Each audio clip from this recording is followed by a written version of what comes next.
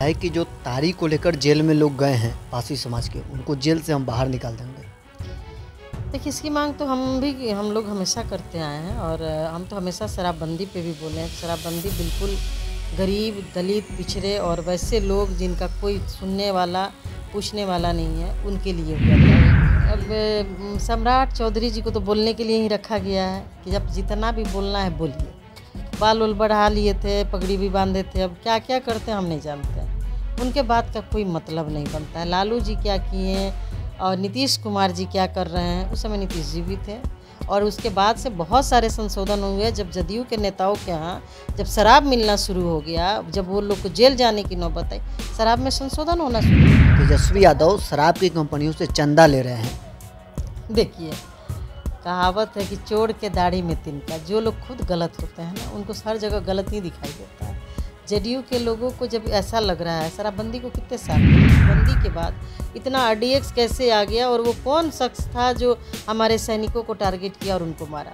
अभी देखिए कि पुलवामा में अटैक जो हुआ और इतने सारे हमारे पर्यटक जाते हैं, लोग कहा कि 370 ख़त्म हो गया, अब कश्मीर बिल्कुल स्वतंत्र है, वहाँ जा कर के हम घूम सकते हैं, रह सकते हैं, इनफैक्ट ज़मीन खरीद करके रह सकते हैं। ज़मीन तो दूर की बात है, जो लोग पर्यटक जाते हैं, घूमने जा रहे हैं, वो अपने देश के अंदर सुरक्षित नहीं है। सरकार कांग्रेस विधायक प्रतिमा कुमारी हमारे साथ हैं। तारी को लेकर तेजस्वी यादव ने ऐलान किया है कि सरकार आएगी तो शराबबंदी कानून से तारी को हम बाहर रखेंगे। सहमति आप जताते हैं? बिल्कुल सर, ये तो माननीय जब लालू प्रसाद यादव जी मुख्यमंत्री थे, उस समय उन्होंने ट्री टैक्स फ्री किया था, ये सब लोग जानते हैं। तारी को तो हमेशा नशाबंदी से मुक्त रखना चाहिए, क्योंकि एक तरफ नीतीश कुमार जी की सरकार ने तारी से नीरा बना रही है, नीरा से पेरा बना रही है, पेरा खिला रही है और तारी नशा का पर्याय बना हुआ है।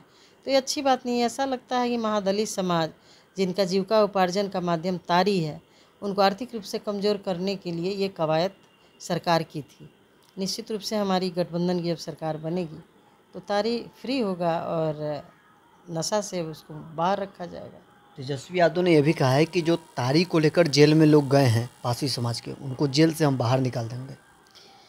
देखिए, इसकी मांग तो हम लोग हमेशा करते आए हैं और हम तो हमेशा शराबबंदी पे भी बोले हैं कि शराबबंदी बिल्कुल गरीब, दलित, पिछड़े और वैसे लोग जिनका कोई सुनने वाला, पूछने वाला नहीं है, उनके लिए हुआ था कि पुलिस या रौब लगा करके उनसे आर्थिक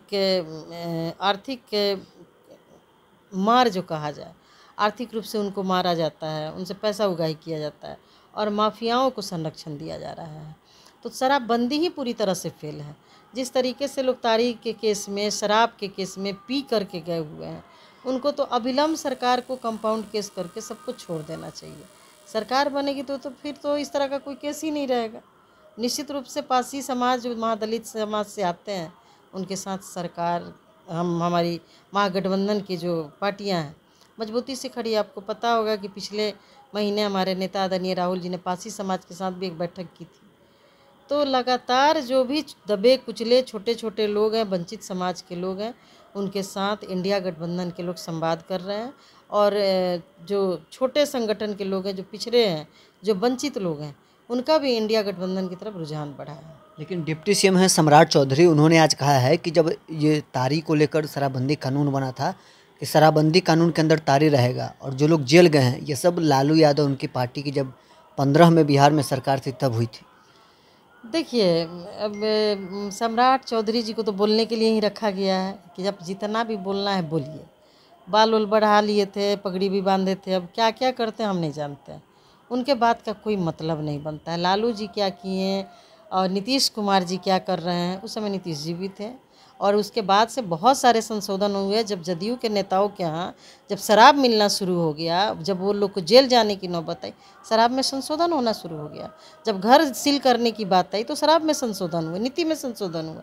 तो आप नियम बनाते हैं, तो मुख्यमंत्री तो आप ही ना थे। आप कहते हैं कि नौकरी आप डिप्टी CM नहीं दे सकता है, नौकरी CM दिया है, तो शराबबंदी भी CM ही किया था।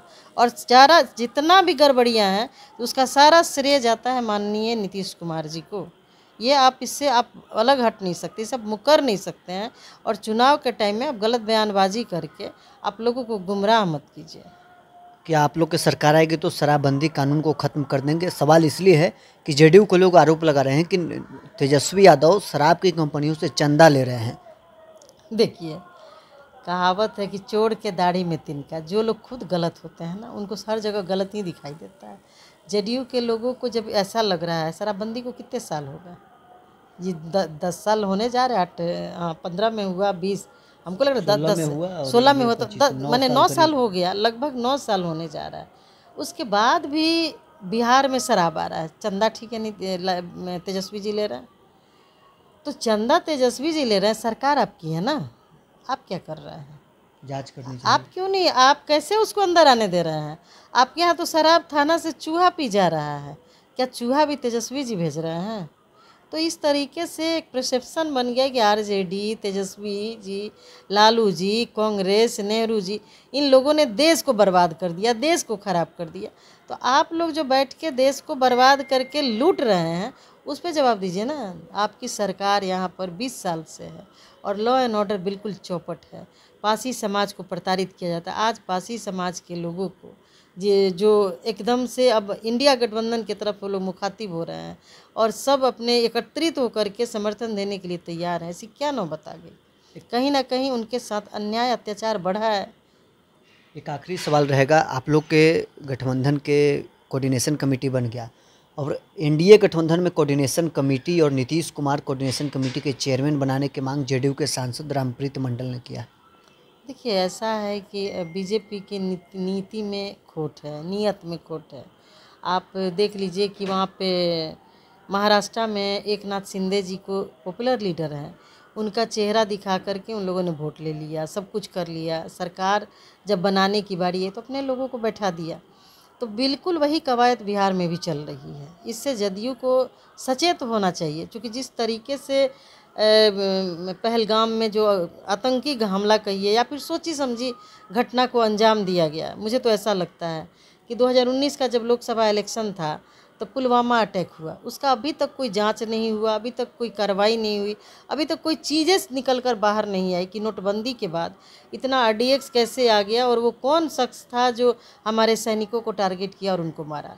अभी देखिए कि पुलवामा में अटैक जो हुआ और इतने सारे हमारे पर्यटक जाते हैं, लोग कहा कि 370 ख़त्म हो गया, अब कश्मीर बिल्कुल स्वतंत्र है, वहाँ जा कर के हम घूम सकते हैं, रह सकते हैं, इनफैक्ट ज़मीन खरीद करके रह सकते हैं।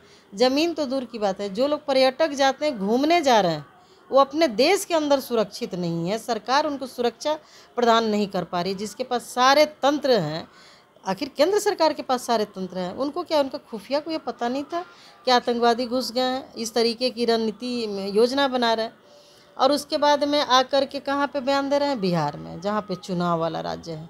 मधुबनी में आ रहे हैं माननीय मोदी जी और कहते हैं कि घर में घुस के मारूंगा। अरे भैया, पहले तो अपने घर को बचाइए।